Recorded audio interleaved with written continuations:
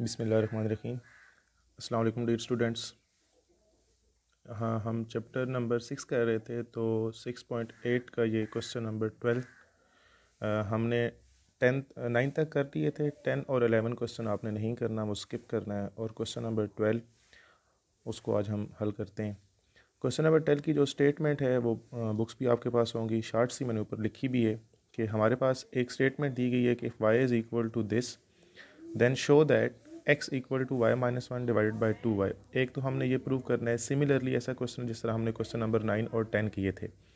इसके बाद second type में वो ये भी कह रहा है, इसका दूसरा पार्ट, कि फाइंड द इंटरवल। ऐसा इंटरवल फाइंड करना है जिसमें सीरीज़ कन्वर्ज कर रही है।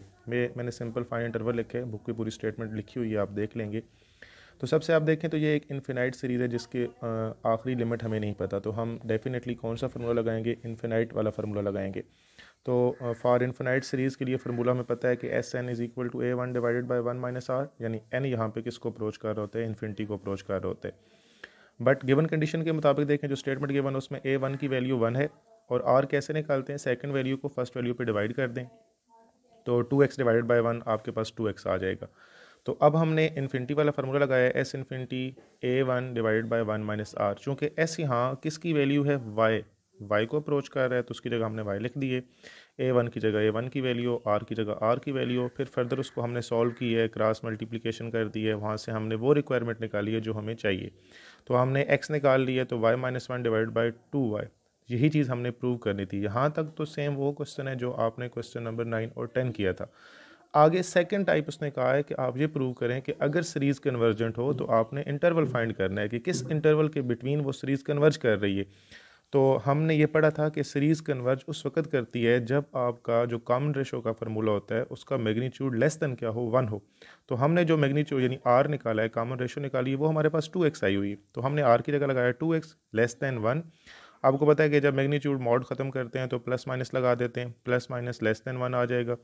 अब यहाँ पे हमारे पास ये 2 इसके साथ मल्टीप्लाई हो रहा है, हमने 2 को दूसरी साइड पे लेके चले गए हैं, तो ये डिवाइडेड बाई 2 हो जाएगा।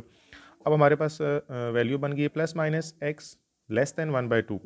तो अब देखें तो प्लस माइनस जो है वो x के साथ आ रहा है, 2 टाइम्स है, एक प्लस x है और एक माइनस x है। तो हमने एक दफ़ा लिखा प्लस x लेस देन 1/2, एक दफ़ा लिखा माइनस x लेस देन 1/2। तो ये चीज़ तो सिमिलरली एज इट इज़ रहेगी।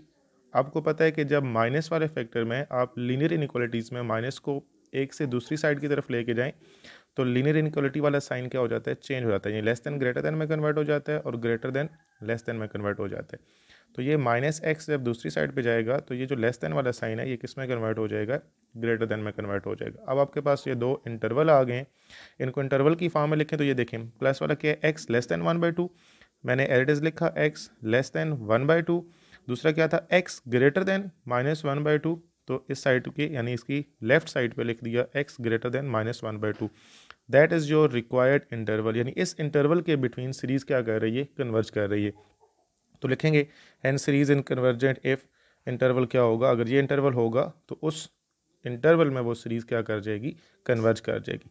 इसी तरह सिमिलरली आपका जो क्वेश्चन नंबर 13 है वो भी सेम ऐसे ही है एज इट इज़। आपने पहले एक शो करना है, एक प्रूव करना है, और उसके बाद उसका इंटरवल फाइंड करना है कि अगर सीरीज़ कन्वर्ज कर रही हो।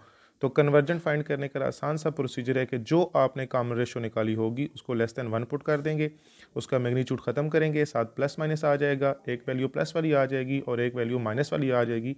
यही आपका क्या होगा? रिक्वायर्ड इंटरवल होगा जिसमें वो सीरीज़ क्या कर रही होगी? कन्वर्ज कर रही होगी। तो वो क्वेश्चन नंबर 13 बच्चों आपने खुद सॉल्व करना है।